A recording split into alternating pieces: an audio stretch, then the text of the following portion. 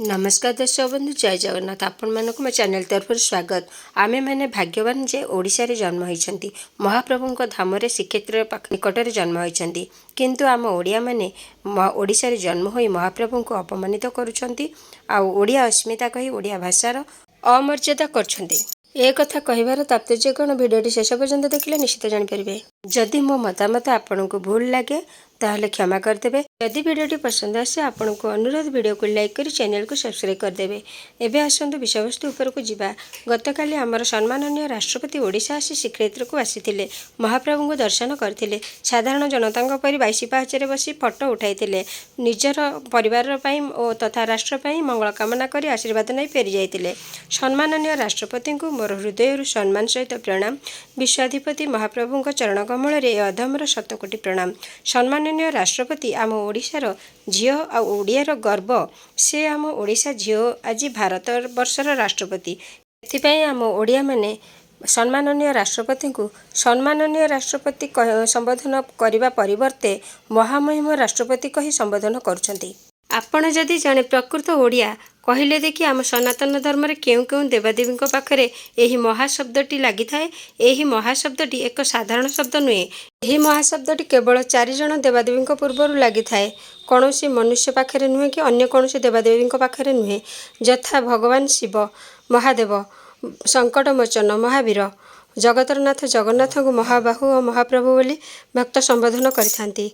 श्रीमंदिर अधीश्वरी जगज्जननी माँ लक्ष्मी को महालक्ष्मी महामाई नाम रे आमे अर्चना करथांती।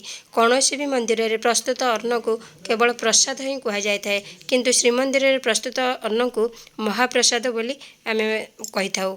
मो कहवा कथा एही महाशब्दटी केवल ईश्वरंक पई लागि। हुए तो भगवान का आशीर्वाद रे आमे किछु उच्च पदपदवी रे अभिषिक्त हेइ थाई पारू। एहार अर्थ नुहे जे आमे ईश्वरंक समकक्ष। आमे सीमित समय पई ईश्वरंकर जाने सेवक केवल। एई ब्रह्मांड रे, एई पृथ्वी रे, एई देश रे जेते भी शासक आसीछंती, जेते भी राजा आसीछंती, तांकर कार्यकाल केवल सीमित समय मध्य सीमित समयर अवधि रे नै आसीथांती। 5 वर्ष, 3 वर्ष, 10 वर्ष, तापरे पुनर्मूषिक भव।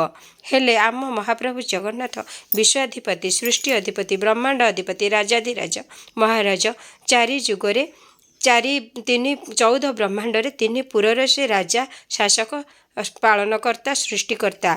गतकाली जेतेबेले आमर सम्माननीय राष्ट्रपति श्रीक्षेत्र को महाप्रभु को दर्शन करने को आसते, से केवल जड़े साधारण भक्त भाव में ही आसीथिले।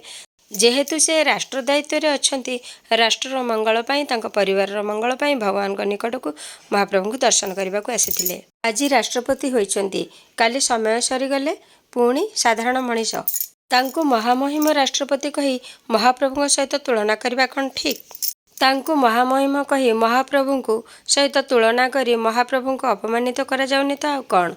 मो कहवा कथा राष्ट्रपति को महामहिम राष्ट्रपति न कही सम्माननीय राष्ट्रपति कहले कौन ठीक है नहीं? यह मोर निजर मतामत थिला। जदि आपण को मोर मतामत भूल लागे क्षमा करदेबे। आ जदि ठीक लगी थाए ताहले कमेंट करी वीडियो को लाइक करी चैनल को सब्सक्राइब करदेबे। भिडियोटी को शेयर करने को आदम भूलिबे नहीं। आपणक दिनटी मंगलमय हो। भिडियोटी शेष पर्यंत देखिथिबारु धन्यवाद। रहउछि नमस्कार।